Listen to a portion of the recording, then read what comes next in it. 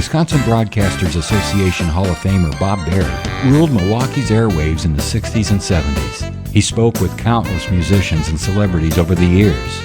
Bob collected remarkable recordings of these encounters, which he's now sharing with the public. Here's Bob. He's in the jailhouse now. He's in the jailhouse now. In the Jailhouse Now was the biggest hit for one of the most iconic honky-tonk singers of all time, Webb Pierce. This man wore more rhinestones than Liberace's coffee table and had a voice smoother than Tennessee whiskey. Webb didn't just play country music, he lived it. Music expert Joel Whitburn will join me in this interview. So, this being Country Music Week, let's pour ourselves a glass, get ready for a ride through the golden age of country with a man who brought the twang to town. Hello? Hello, Webb. Yes. Bob Berry. Bob, how are you? How are you? You know, we were just talking about, I have Joel Whitburn on the line with us, too. And Joel is sort of a music professor here in our country. He knows everything about any record that was ever put out. And he has a number of books that have all of the stars and all of the records, all of the hit records. And he was just telling me that you have over 90 hit records in his book. Well, I'm just thankful for him, you know. Boy, how long have you been in the country business? I've been playing the showbiz about since 52. Man. 52. Now, you're in Nashville, right? Yeah. Yeah. Have you lived there most of your life? Since 52. I moved here in 52.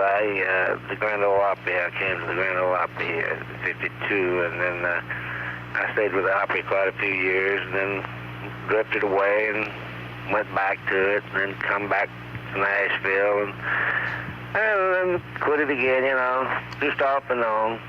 Do you have a business in Nashville now, besides? I own 5 radio stations in Georgia. Is where all of my activity is, really.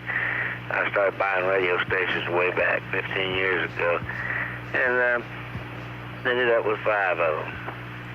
Joel, did you have any questions for Webb? I noticed that your first charted record was in 1952 called Wandering. Wandering, that's right. Yeah, did you record before that, Webb? Wandering, yes.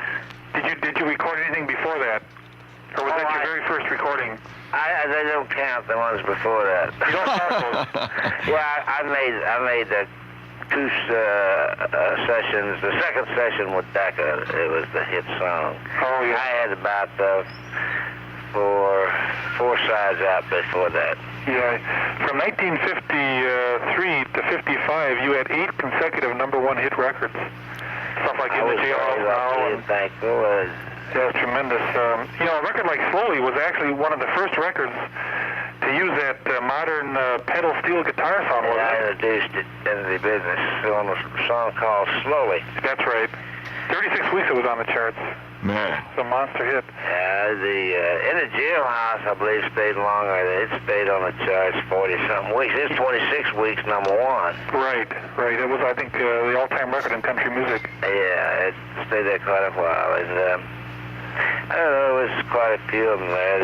What was your biggest seller? In the Jailhouse Now, or I Ain't Never? I Ain't Never, I would say, come up to it quicker. In the Jailhouse Now sold over 1 million records, but it took it longer to do it. I Ain't Never did it in a short period of time. 3 months' time, it done sold 1.5 million records. You just got an award from the governor, didn't you, Webb? Yeah. What was that for? Well, that was for being a person that more like an ambassador of country music in Nashville. People come to Nashville, and encouraging tourists to come to Nashville. And I was always for them coming here, where some of the people were against it, you know. And they bring a lot of money into Nashville. And I let them come by and take pictures of my guitar-shaped swimming pool. 100,000 people a year come by there. Is that right? Yeah, well, that's really nice that you let them do that. 100,000 a week come by and take pictures, you know. Are you on Old Hickory Lake, or? No, I'm right behind the governor's mansion. Oh, okay. In other words, he's right around the corner from me. Very good. You appear a lot at the Grand Ole Opry, don't you? Yeah, I would have been on that this day tonight, but I got to go to Indiana. Yeah, I saw you there a couple of times when I went through, at the old one and also at the new one. Oh, yeah, you saw me at the Ryman, probably. I've been at the new one just a few times. Weren't you in some movies, in some television shows, Webb? Yeah. What were some of those movies you starred in? Buffalo Guns was, I starred in that along with Marty Robbins and Carl Smith. And then Marty and I made one other movie together, Road to Nashville. And then I made 4 or 5 of those things. Ain't none of them ever done any good. Webb, I tell you, we're running out of time. So thanks a lot for talking with us. Wonderful, and I appreciate y'all calling, and you're real great guys. And I'm just going to have to take a trip to see you. Okay, great. Thanks a lot, Webb. Fellas. Have a good day. I told him once or twice to quit playing cards and shooting dice. He's in the jailhouse now. Bob Berry. Thank you for listening to Bob Berry's Unearthed Interviews. Be sure to subscribe and rate our podcast wherever you find your podcasts. You can find all our episodes at WisconsinBroadcastersMuseum.org. Check out Bob Berry's book, Rock and Roll Radio Milwaukee. Book sale proceeds support Donate Life Wisconsin. Special thanks to Wisconsin Historical Society and for financial support from WBA Hall of Famer Terry Bond.